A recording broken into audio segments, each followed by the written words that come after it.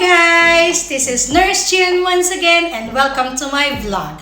So today's episode we are going to do another cooking vlog and I'm going to cook a very special dish from my country, the Philippines. And of course, I'm going to tell you the ingredients on how to cook it so you will be able to do it by yourself at home. So I hope you're gonna stay tuned and watch me until the end so you will be able to learn a new dish that you can share with your loved ones. So what are you all waiting for? Let's start, guys! So for our dish today, it is called sisig. It is made up of pork, some vegetables and some chilies and a lot of spices in it. So I'm going to show you the ingredients. So for the crispy sisig, we will wash the meat first and then we will put it in a casserole with water, salt, and pepper and boil until it softens. So we're going to wait for the meat to be fully cooked and tender. And then after that, we're going to fry it so it will become very crispy. For our crispy sisig recipe, we will be needing onion, garlic, chili, ginger, egg, mayonnaise, salt and pepper, and optional you can put onion leaves if you want.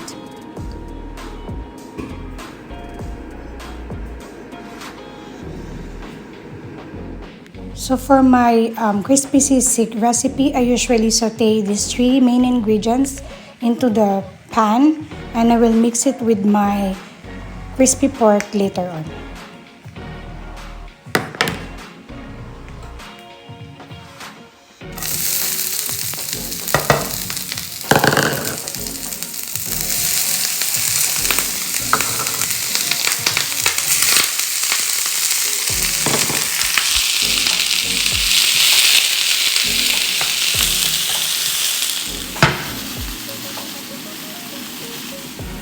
Then we will cook it in the air fryer for 20 minutes.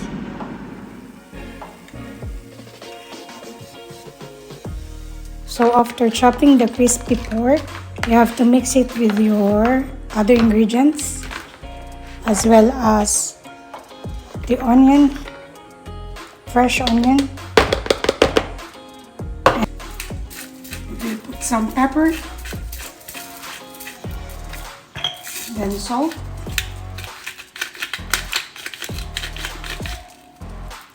and then mayonnaise.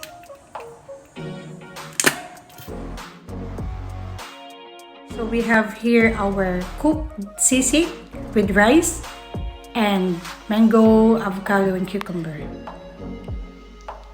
So guys, before we start eating what we have cooked, we're going to wash first our hands because I'm going to use my hand in eating, which is a very traditional way in the Philippines.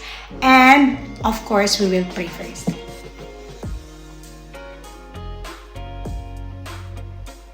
So, let's start, guys. I have here our cooked sisig and I put some mangoes, avocado, and cucumber. And I prepare also some coffee with me because I did not eat yet my breakfast because I have my night shift last night, and of course water. So let's eat, guys. Good appetite.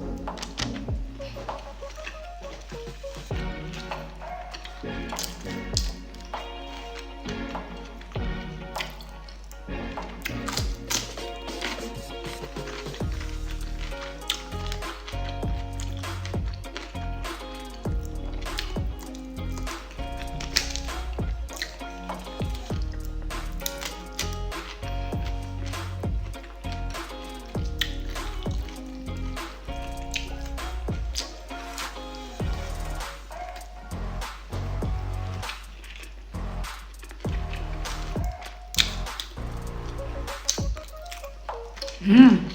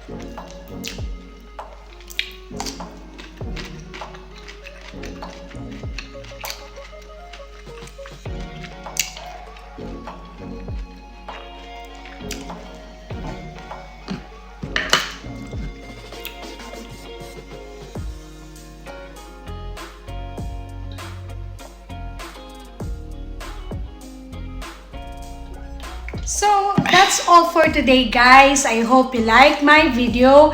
And you see, I have eaten everything on my plate. So please continue to like, share, and subscribe in my channel so we'll be able to get an updates or you'll be able to learn new more recipes that I will be teaching you guys. So till the next time, guys. Bye!